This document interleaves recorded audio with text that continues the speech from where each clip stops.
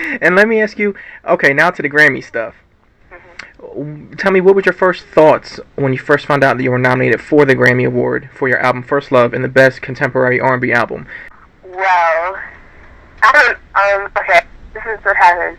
I was at home, and I was actually doing my homework, and we were watching the Grammy nominations on TV. I didn't. I already knew that they weren't going to announce mine, but we were watching it, and they said that they were posting all of them online. So I was just still doing my homework, and my sister was checking it out. It was like a whole party. Like all my uncles, aunts, and everybody was here watching it. And my sister, she went through it, and she saw my name being on the list, and she just freaked out. She was like, "Karina, you're nominated!" And those words just like went through my head, like, what? I was just sitting there regularly, and I just started screaming, and everybody was like my dad was like popping bottles. Like, it was just a great way to receive that I was nominated. Like, it was just everything that I worked for, and to be nominated on my first album is just a great achievement. And I mean, it was just so amazing. Right, and plus, like we spoke about a second ago, you know, it's your peers, it's other musicians, writers, producers, singers who nominate those people. Mm-hmm. You know, so they definitely recognize what you're doing. Wow, So, really? let me ask you this. So, if they holler your name, you win. Where will you put the Grammy Award? I haven't thought about that yet. That's a good question. I would probably, like, my dad would probably put it in the living room or somewhere. Yeah, okay. Like, for everyone to see. Okay. And let me ask you, have you started working on your next album yet? Yes, I actually have. I started right away. I started in like October, November. I already have a couple of songs, and you know, I've been starting to co-write as well, and be a lot involved in the process. Right. And you know, I'm trying to take it a little bit different, the direction, since Okay. I'm maturing a little bit, you know. But I'm trying to, you know, do a little bit more up tempo, have a little more fun. Right. Okay. That's actually what I was actually going to ask you next. What will you hope the whole album will sound like as a whole? As a whole, I hope it has a variety, you know, because I'm really soulful, so I'm planning to do a lot of soulful songs, and you know, the up tempos that are a little bit more fun, a little bit more crossover type. But I definitely want to still have that soul element, because my first album, I feel like it was really deep, and it had a lot of slow songs and songs that had a message. So I'm definitely gonna have some songs like that. So, Cool. So as a whole, I would just want it to be a little variety of that. Right. And on your debut album, First Love, you work with some pretty good producers and writers. Gordon Chambers, who was there last night, and Neo as well.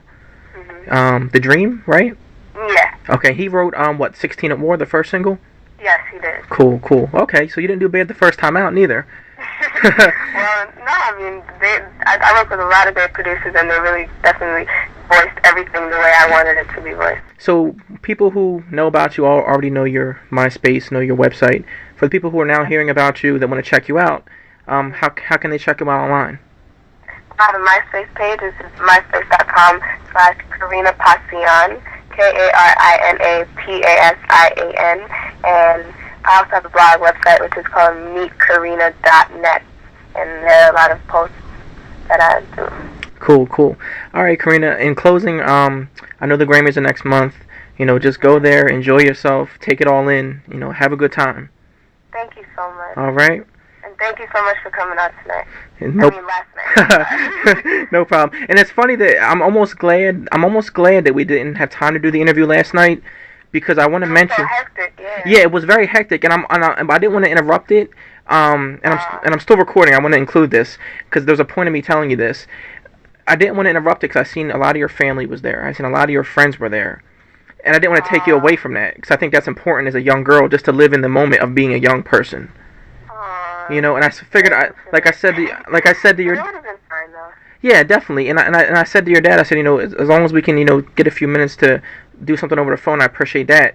And I could tell your dad, being your manager, and your brother, I guess, helping out as well, Dex. Mm-hmm. You know, I can tell the family bond is there. I can tell they treat you like a regular person. You know, and I noticed that they were very professional. They definitely know the borderline between the business and family. Exactly, and I could tell that. I could tell how they treat you. I could tell everything is, you know, pretty solid. You know, and I definitely want to mention that, like I said, because I could tell that just how they handled the business when I was, you know, contacting them, and they were very appreciative. that I want to come take the train ride just to come, check out the show and take some shots and put a piece on my site. So thank you so much. I really appreciate it. No problem at all. No problem at all. Like I said, I appreciate your time. Enjoy the rest of your night and good luck next month. Thank you so much. All right. Nice talking to you. Definitely. You too. Okay. Bye. Goodbye.